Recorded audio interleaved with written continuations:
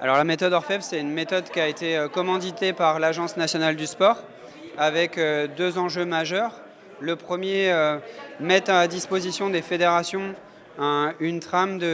d'argumentation qui leur permette d'expliciter en fait leurs besoins prioritaires en termes d'optimisation de la performance. Donc ça, c'est le premier enjeu. Et le deuxième enjeu, en fait, au-delà de cet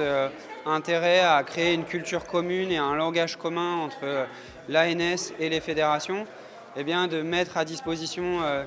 des fédérations et de l'ensemble des acteurs du réseau national une méthode en fait, qui aide à consolider les stratégies de préparation, notamment pour les Jeux de Paris. La méthode Orfèvre, donc, elle a été conçue en identifiant auprès des acteurs de terrain, dans les fédérations, dans les CREPS, dans les grands établissements, mais également ce qui était observé dans les systèmes étrangers et le monde de l'entreprise, les bonnes pratiques en fait, qui permettent de consolider une stratégie de performance. Donc, la méthode Orfèvre, elle s'articule autour de 12 étapes clés. En fait, c'est comme un chemin de pensée, une liste de questions à se poser pour être bien certain, d'une part, d'identifier les priorités pour préparer une échéance compétitive majeure,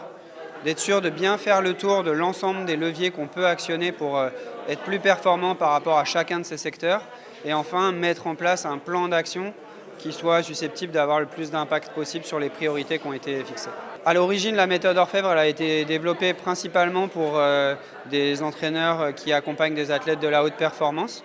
principalement avec pour objectif les Jeux de Paris 2024. Mais dans la réalité des faits, elle peut être mise à profit par tout entraîneur en fait, qui prépare des athlètes à des échéances sportives ciblées.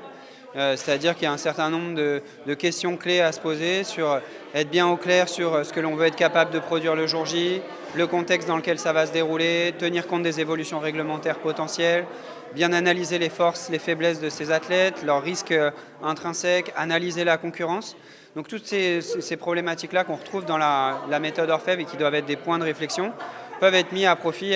par tout type d'entraîneur, quel que soit le niveau des athlètes qui l'accompagnent.